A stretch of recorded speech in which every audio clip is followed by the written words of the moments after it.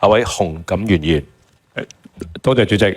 我自己認真研讀咗政府當局提交嘅文件，亦都係多謝立法會秘書處咧預備嗰個背景資料嘅簡介。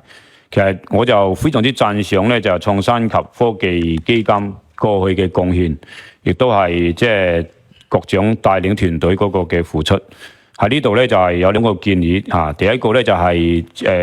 即係反映業界希望可以想盡即係各方啦，想盡辦法提速提效審批呢一個係確實存在。第二個咧就係嗰個審批嘅項目咧，將來嚟緊會唔會配合國家15規劃同埋香港所需嘅項目？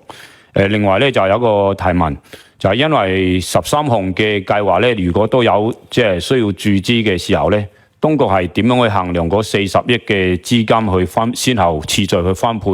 喺嗰13項嘅一個嘅計劃入邊，亦都係點樣確保咧呢個創科嘅發展咧，可以喺短期之內咧可以最快實現一個嘅叫做效益嘅一個顯現，俾市民咧可以更快、更直觀地睇到香港嘅創科發展咧嗰個嘅紅利。多謝主席，多謝局長。局長，謝謝洪議員的問題啊。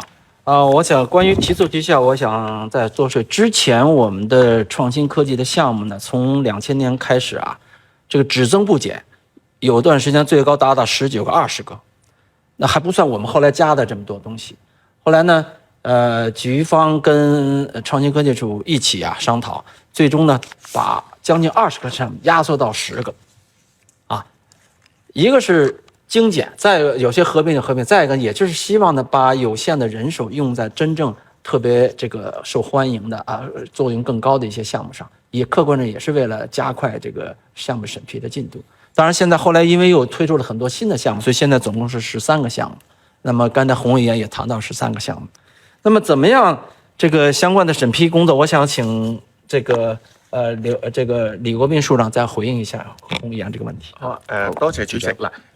洪議員個問題咧，就係我哋今次咧係申請再注資40億，咁其實基金喺過去嘅營運咧，仲有部分嘅結餘，咁所以我哋預計今年我哋支持唔同創新及科技基金項目嗰個支持力度咧係唔會減少嘅，只會增加嘅。咁當然我哋每年喺制定個預算嘅時候咧，我哋譬如就建基於過去嘅一個趨勢咧，我哋就住每個資助計劃咧都